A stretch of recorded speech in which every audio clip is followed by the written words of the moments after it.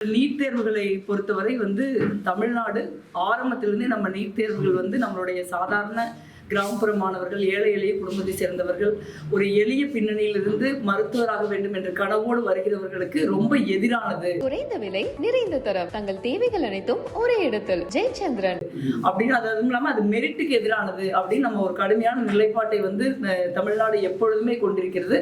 நம்ம சொல்றது நிரூபிக்கிறது மாதிரி இன்று நீட் தேர்வில் ஒரு மிகப்பெரிய முறைகேடும் ஊழலும் நடக்கிறத நம்ம பார்க்கிறோம். மிகப்பெரிய பணக்காரர்கள் எந்த விதமான மதிப்பெண்கள் பெறாம சிறப்பாக படிக்காத மாணவ மாணவிகள் கூட நீட் தேர்வு வினாத்தாள்களை பல லட்சம் ரூபாய்க்கு விலை கொடுத்து வாங்கி அவர்கள் பாஸ் பண்ணக்கூடிய ஒரு மோசமான சூழல் இருக்கு.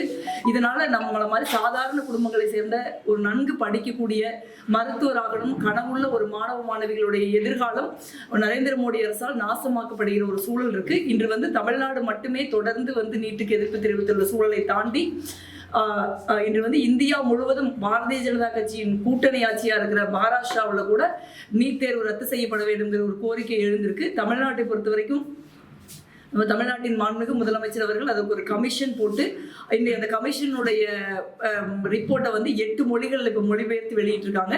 தலைவர் ராகுல் காந்தி அவர்கள் கடந்த நாடாளுமன்ற தேர்தல் போதே காங்கிரஸ் கட்சி ஆட்சிக்கு வந்தால் இன்று அணிதாக்கள் இந்த மாதிரி தற்கொலை செய்து கொள்ளக்கூடிய சூழல் உருவாகாது, நீட் தேர்வு ரத்து செய்யப்படும் ஒரு வாக்குறுதியை கொடுத்திருந்தாங்க. உடனடியாக நீட் தேர்வை நரேந்திர மோடி அரசாங்கம் ரத்து செய்ய வேண்டும். இந்த கோரிக்கையை நாங்கள் மிக வலிமையாக வருகிற நாடாளுமன்ற கூட்டத்தொடரில் எழுப்புவோம். இரண்டாவதாக ரயில்வே விபத்துக்கள் ரயில் விபத்துக்கள் பார்த்தீங்கன்னா ரொம்ப சாதாரணமாக நடக்கக்கூடிய ஒரு சூழல் இருக்கு.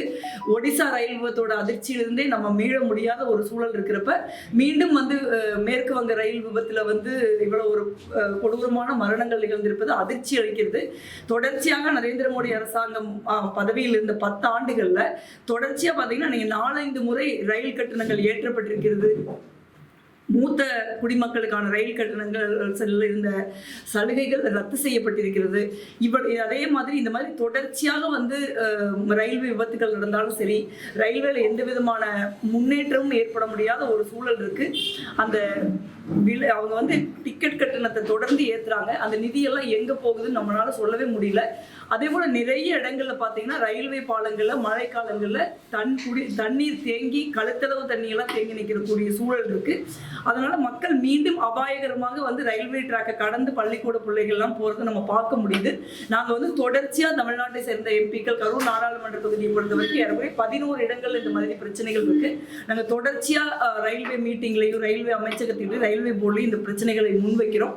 ஆனால் அதற்கான தீர்வு காணப்படாத சூழல் இருக்கு.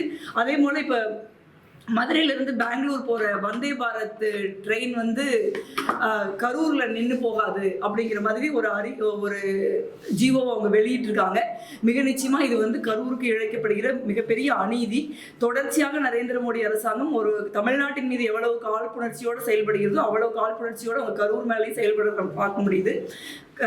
கரூருக்கு கடந்த முறை ஸ்மார்ட் சிட்டி திட்டத்தில் இடம் கொடுக்காம கரூர் புறக்கணிக்கப்பட்டது. இப்பொழுது வந்தே பாரத் ட்ரெயின் கரூர் வழியா தான் போகுது. அது கரூர்ல நிக்கலைன்னு அவங்க ரயில்வே சொல்றதை நம்ம கடுமையா கண்டனத்தை நாங்கள் தெரிவிச்சுக்கிறோம்.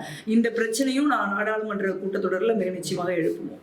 குறைந்த விலை, நிறைந்த தரம், தங்கள் தேவைகள் அனைத்தும் ஒரே இடத்தில். ஜெயச்சந்திரன்.